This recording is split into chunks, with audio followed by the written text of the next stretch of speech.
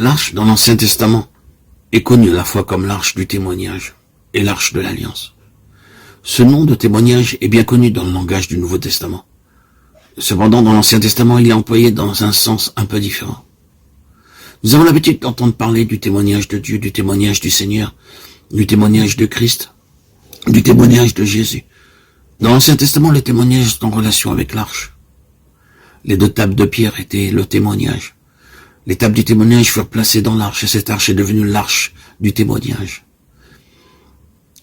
Exode 25, 16, 25, 22, 31, 18, Apocalypse 11, 19. L'arche fut placée derrière le voile, et ainsi ce voile a été appelé le voile du témoignage, Lévitique 24, 3. À cause des tables de l'arche et du voile, le tabernacle a été appelé le tabernacle du témoignage.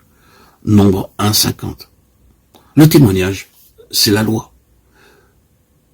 Nous avons l'habitude d'associer ce terme de témoignage avec une profession de foi ou être un témoin. Mais nous oublions que le témoignage, c'est tout simplement Dieu.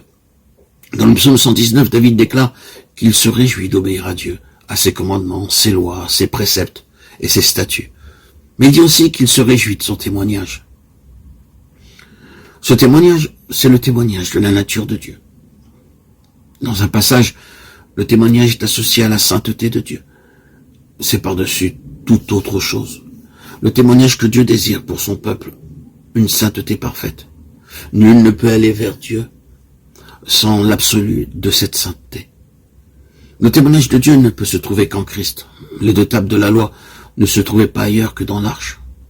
Aucun homme n'a pu faire pleinement la volonté de Dieu. C'est en Jésus-Christ que vous voyez la volonté de Dieu pleinement accomplie. C'est le seul qui ait pu déclarer « Ma satisfaction, c'est la volonté de Dieu ».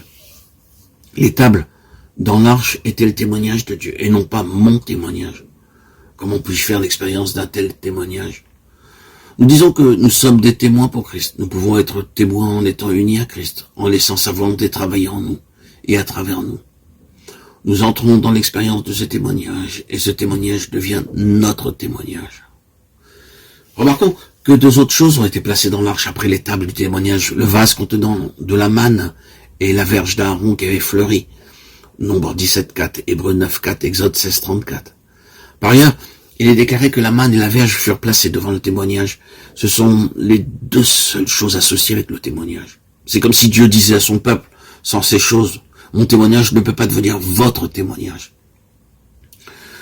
Nous voyons dans ces choses l'œuvre subjective de la croix, afin de nous rendre capables d'apporter ce témoignage. Ce témoignage, ce n'est pas ce que nous disons pour lui, mais ce que nous sommes en lui.